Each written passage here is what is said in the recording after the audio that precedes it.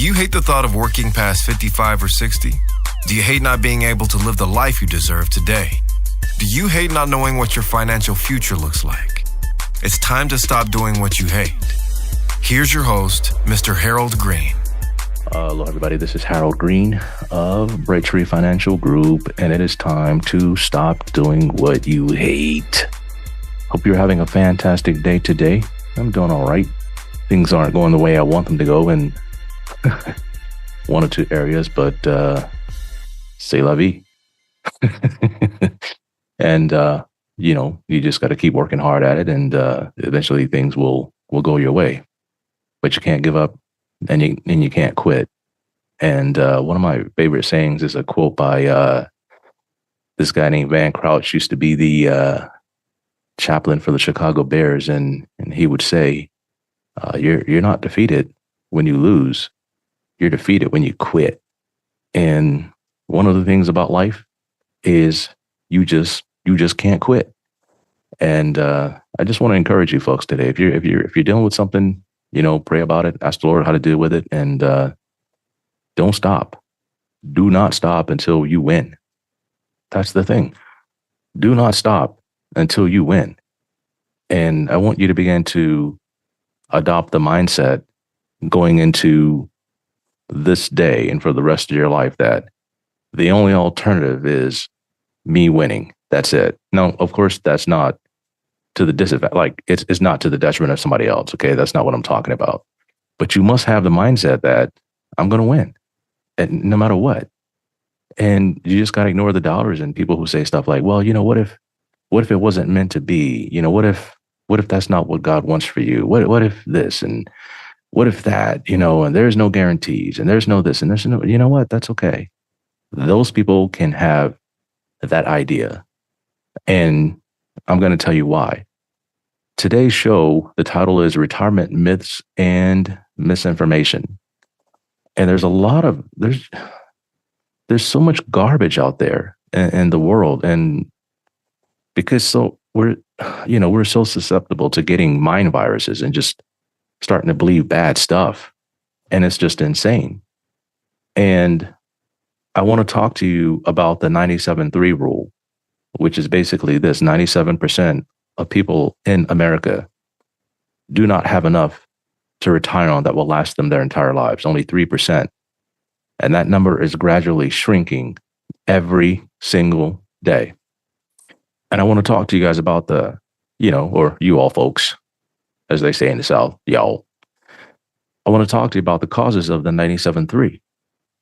Is it bad luck, or is it bad choices? I don't believe in luck. So I want to talk to you about some of the stuff that you can't control. And I'm going to go ahead and put this out there that we just officially terminated our college funding practice. We still have clients who are in the program, and we're going to honor our commitment to helping them get their kids to and through college. But our system has changed in how we go about helping families get their kids to and through the right college and to a successful career. I started making that switch back around COVID because I just kind of saw the writing on the wall. And it was kind of sad at the time of what I saw. My last child was in college, and I think she what is this? This is 2023? So I think it was somewhere around there that she graduated her undergrad, and then she's getting her master's at UC Berkeley and planning and city planning. Super happy for her, whatnot. But we just kind of saw what was happening, what was going on, even with the kids that we were sending off to college. And I don't want to beat this up, but it's one of the major reasons why 97% of the people in this country will not have enough to live on.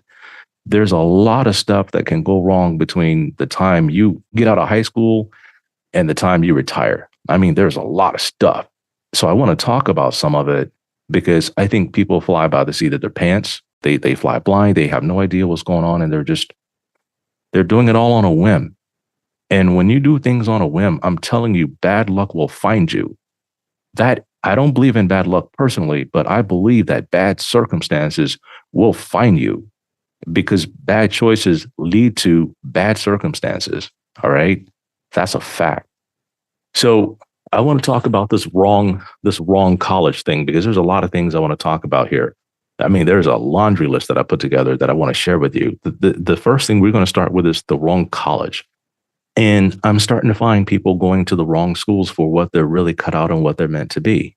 They're choosing schools for the wrong reasons. They're getting into college the wrong way. And what do I mean by that? I have literally seen pretty much the dumbing down of our education system. Children are not being properly prepared for college, but you can't flunk them in high school anymore because no child is left behind. So what you're doing is you're passing people through the system because you don't have space. It's the same thing with our criminal justice system. They don't have space. I'm not going to get into that. We don't have space in our schools. So instead of building new schools and separating the kids from the ones that are doing well in school and the ones that are not, and just separating them out and saying, hey, you know what? Here's a school over here for you. It's alternative or whatnot. Go over there. But we're putting everybody together. It is insane. And we're keeping our biggest and our best and our brightest back. Corporations are trying to find people. They can't find people with the skill set that they need, right? It is insane. So kids are getting into college. Everybody's getting an A. Colleges are giving people A's. What does that spell for the workforce? I mean, you have people that are incompetent coming out of the college door, and corporations can't survive like that. So what are they doing? They're building their own system. They're building their own programs.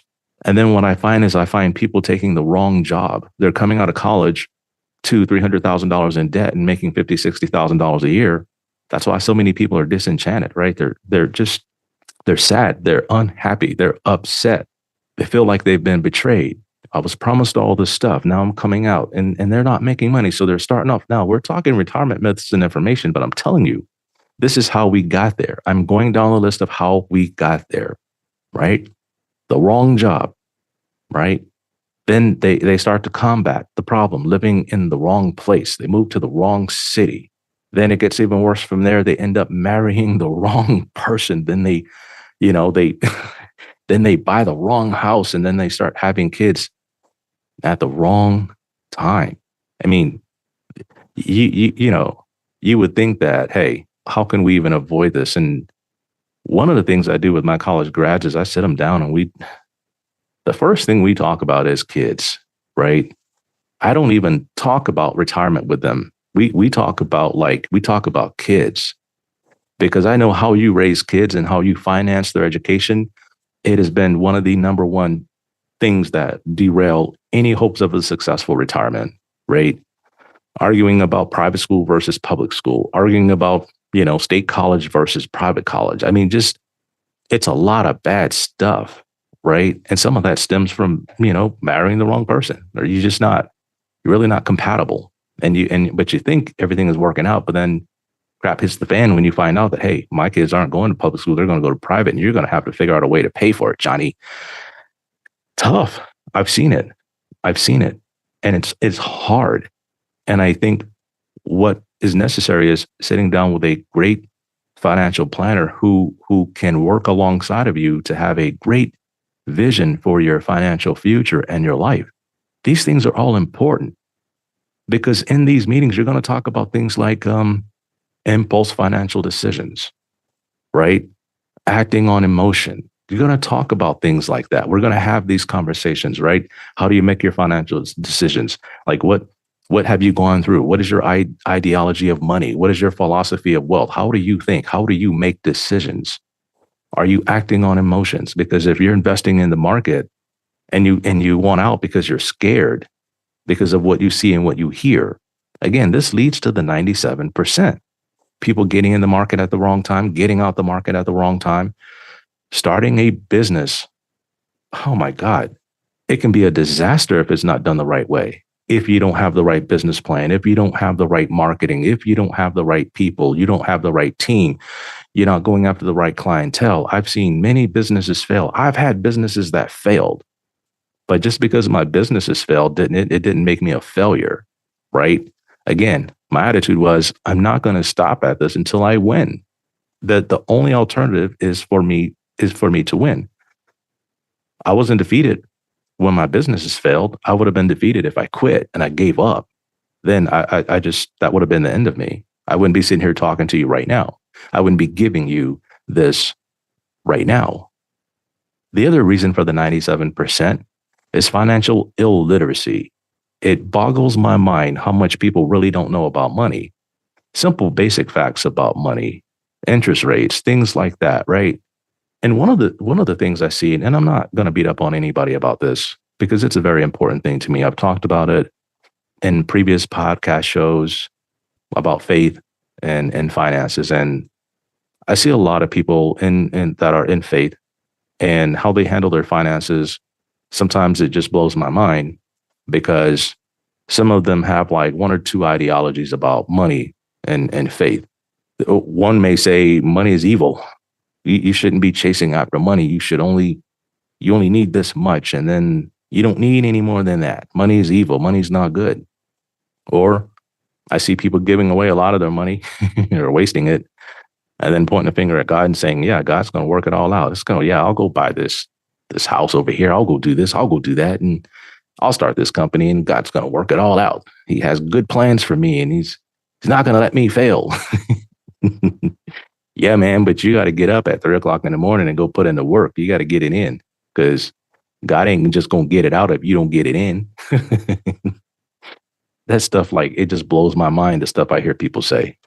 And, if I like the person and I'm interested in building a relationship with them, and, I don't say anything right away because I know that I'll have a chance to kind of just show them something different over time, right? You try to beat people over the head from day one with all your knowledge. That's not good. You're going to scare people away. And people, you got to give people time to warm up to you about stuff. That's important. Wrong financial advisor. Oh man, this is one of the things that scares me the most. If there's anything that keeps me up at night, it's me thinking that I'm a bad financial advisor or me making bad decisions and hurting my clients. That's my thing. I do worry about things for my clients so that they don't have to. I do take on a lot of that stress myself so that they don't have to. But it's a scary thing. It's a very scary thing. But I've seen people come in to me from and basically the financial advisor they had, it might not have been they might not have been a bad person, but it was just the wrong fit for them because that financial advisor wasn't able to communicate certain things to them that are important. You see, your financial advisor is like a coach, right? The difference between winning teams and losing teams a lot of times is the coaching, not necessarily the talent. Because you can take a team that went 1-10 last season, fire the coach and bring in a new one, and next thing you know, they improve to 5-5. You become a 500 team, and then and 2 years later they're in the playoffs. So a lot of times it's about your coach communicating to you important things and then being able to get you to understand these things. Sometimes financial advisors get fired. Sometimes clients get fired. And it's just because you're not a good team. You're not a good fit. And then sometimes what I see is not only do they have the wrong financial advisor, but they've made wrong investment choices. They just bought the wrong stuff at the wrong time. And another thing I see no real understanding of how finance or the banking system works, like financing a house or financing cars or financing college if you had to, leverage. And in my last show, we talked about the philosophy of debt versus leverage. A lot of people really have no understanding of that, and they're not even interested in it. So I tell you, in order to avoid all of these things, you need to make sure you have the right people on your team. So that's how we got there. The 97 versus 3. Now I want to get into something that just kind of compounds the problem, right? You're going from bad to worse. And one of the first questions I see people asking all the time about my retirement is like, hey, how much do I need to retire? If I can just get $1 to $2 million, man, I'll be set. I'll be good to go. Look, I get requests all the time for stuff like, hey, I need another 50 grand. Hey, I need another 60 grand. Hey, this thing just blew up. I need 100 grand. Hey, this thing, like, life will happen. Life will happen in retirement, and you don't really know how much you're going to need. But the thing is you got to plan it out. What is the worst thing that can happen in retirement? You spend too much and you can't get that under control, right? You spend too much and you can't get that under control. Now, if you have a lot of money, then yeah, you might be a little bit okay spending a little bit more than you should because you have a lot. You have enough to cover it, right? But then the other thing I see is when should I retire? A lot of mergers and acquisitions going on right now. I mean, a lot of emotional stress that's going on in the workforce right now. You have the Gen Z, the millennials, the Gen X, the baby boomers. I mean, we're all trying to figure out how life works. And what I've seen is I've seen a big disconnect in this thing where it's like, you're over this age. Oh, you're irrelevant. Oh, you're under this age. Oh, you don't know what the hell you're talking about. Oh, you're this. And people have become tribal. And it really bothers me to see that. So what I tell my clients is like, look, you're a great asset to your company. But when it comes to the point where they're just treating you like, you're not hip, you're not young, and they start catering to the younger generation or vice versa, it's time to reconsider your contribution to that firm. It's time to reconsider where you're giving your life. You're trading hours of your life for dollars. You're trading your skill for money. And you have to understand, like, hey, look, should I go into consulting? Should I get the hell out of here and just go into consulting where they really need my expertise? Now, there is really no age on that because you can be 55 and say, hey, I want out of here. And then maybe we got to talk about starting a business and how to come up with a business plan, how to write that up. I think up until last year, I would rewrite my business plan every single year. And I did that just in case I had to go to the bank and borrow money. Thankfully, I'm in a position where I don't need to go back to the bank and borrow any money from them. I have lines of credit already. I have money saved in certain places for my company. So I don't need to use them anymore. So I don't really need to redo my business plan every year. I just simply need to make a commitment to what I'm already doing and make a commitment to getting better at it every day. The other thing is, where should we retire? Some people say, oh man, retiring in Hawaii is expensive. And one of the things I tell people is this: one of your biggest boosts to your lifestyle is going to be when you stop becoming a W-2 employee, especially if you are a high income earning W-2 employee. FICA, Medicare, man, then you got to like pound your 401k just to reduce your taxes. You're talking like 40% of your check gone, right? And that's insane. State taxes, right? So we decided real early, right? I can't say real early, but I mean, for years and years, we've been living in the state of Hawaii. And up until a certain point, their taxes just became one of the things where you look at that and say, how effective is it really? Like, if I want to be in the 3% versus the 97%, and I'm giving X number of dollars to the state I live in because their tax rates are so high, what if I could take that same money and then put it in my retirement? That's going to help me get to a better position in life. And so the question becomes, do you wait until you retire to figure out where you are going to retire, or do you do it in the reverse? I always thought that we were going to retire in Hawaii. And I bought my condo that we live in now as a retirement home because it's just so close to everything and it's so convenient. I was like, if we buy this place, man, we're right here. We got the drugstore when we get old. If we're on medication, we can just walk out the door and like walk right into the store and pick up our meds. There's a grocery store right behind the house. I mean, we don't even have to drive anymore. So I thought, man, this is cool. And then I thought, wow, okay, I'm not retired yet. There's a long ways to get there. How do we make it even better? So yes, someday I probably will retire part-time in Hawaii, part-time here, maybe part-time somewhere else. But you have to think about these things before you get there. Because when you get there, the cost just may be, it may be out of range for you. So I talk to clients about that now. Do you want to retire in a foreign country? What is that going to look like? Right. And so sometimes it may be wise to buy a place somewhere and then maybe rent it out. If you're going to retire there someday, maybe we can talk about those things. Another myth is like, you should pay off your house before you retire because then you'll have more cash flow. And I'm like, really? Really? I mean, I've talked about that. Go back and find that podcast show about paying off your house versus paying off your house or not paying it off before retirement. What's the difference? Run the numbers, right? I found that people who are early in their careers, if they don't pound their 401k and then they just pay off their house and then they pound their 401k, things look a little bit different. Whereas some people, they pound their 401k and then they pay some on their mortgage. And then towards the end, they're like, oh my God, they look around and then they start paying extra towards the house. Cause like, I heard that if I pay off the house, I have more cash flow. And I'm like, if interest rates are low, 2 and 3%, and your mortgage is $3,000 a month, but then if you refinance the rest of it, it goes down to $900 a month. That's money you can save. That's why I created Rapid Retire, cash flow management, cash reserve systems, income generation, funding 401k up to retirement. I see that.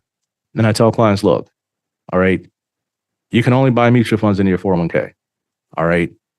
And if you're only going to add another 10, 15 grand to your 401k, and you're going to retire like next year, depending on when you retire in the year, it may not be that big of a deal for you tax wise. You might as well take that money and do something else with it now. So we can talk about that. I hear things like always take the matching, always take the matching. Well, if you take the matching and you're putting in the 401k and you have bad investment choices in the 401k, things like mutual funds that ain't never moved for 40 years, how is that helping you? Again, 97% versus the 3%, 97 versus the 3.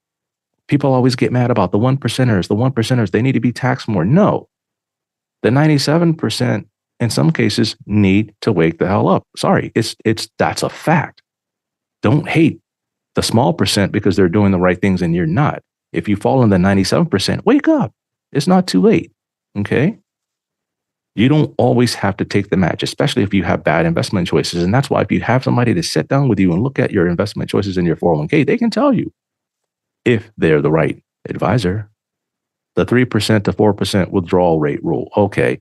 The advisor says I can't take no more than 3% out of my 401k, 4% out of my 401k. Otherwise, I'm going to hit portfolio failure. Yeah, all day, if you're sitting there invested in mutual funds, right? Underperforming mutual funds that all of them have like the same top 10 stocks, but they spread it out so thin. It's like 1 teaspoon of peanut butter on 5 loaves of bread. You may not get any peanut butter on some pieces. And that's why I say short-term, long-term, intermediate buckets in the Rapid Retire financial planning process will help you avoid the portfolio failure. Now, the one thing I can't prevent is like catastrophes in the world, right? If something bad happens, we can plan for it. And I also I can't outrun you outspending your portfolio. I can't do anything about that. I can talk to you about it, but I can't keep you from burning through all your money. That's a psychological thing. And I can't help with that. I can talk to you about that a little bit, but I'm going to refer you to get some help to kind of find out why are you spending so much. Risk tolerance should be set to low 5 years out and throughout retirement. That's the quickest way to hit portfolio failure. You are underinvested in the hottest market at the wrong time because of a theory, the 60-40 portfolio. Sometimes that works, sometimes it doesn't. You have to understand where you are and how your portfolio should be built based on your financial plan and your goals. Paying penalties on early withdrawals is wrong. You should never take money early on your 401k or you should never take money out. Look, there's something called a 72T. It's the systematic withdrawal of your 401k. You can look that up. And I have had clients who had money that they were too young. It's large sums that are too young. They took it out and now, they need to take it and do things with it. So we came up with we didn't create the 72T. It was out there. It's an IRS rule, 72T. It allows you to take systematic distributions. It's either 5 years or 59 and a half, whichever comes later. Okay. So I have clients on 72T right now. We're taking monies out of some accounts and putting in other accounts. And then we're paying the taxes on the money for them through their accounts. It's a system, a strategy, cash flow management, important. Then I see maxing out the 401k and then ignoring other investment opportunities. Like, somebody said, why are you investing in that stuff? That stuff is scary. I can lose all my money. And I'm like, no, that's okay. Let's back up here. Let's back up.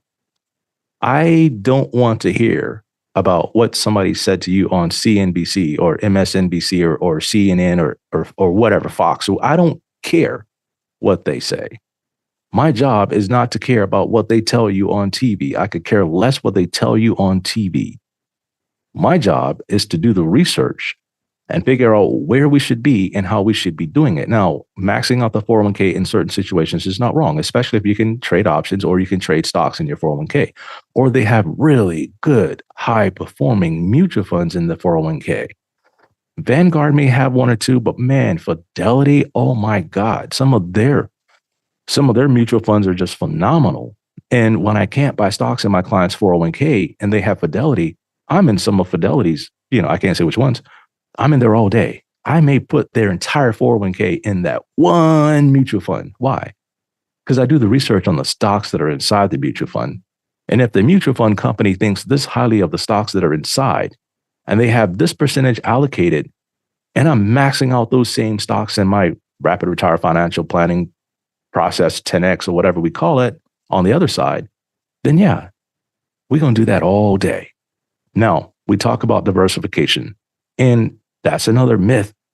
A lot of people are overly diversified. Like I said, it's the teaspoonful of peanut butter on 5 loaves of bread. We don't want to do that. We're talking 97% versus the 3%.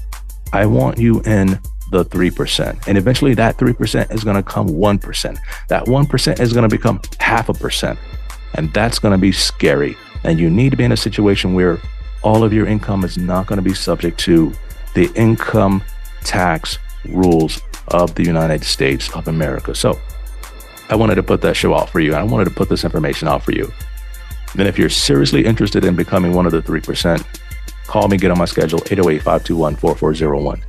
Talk to my assistant, Beverly. Check me out on the internet, brightfg.com. Check out the Rapid Retire Financial Planning process because, folks, we got a lot of work to do.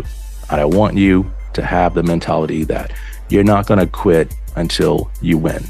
If that's you, let's talk. So I hope the show has been a real blessing to you.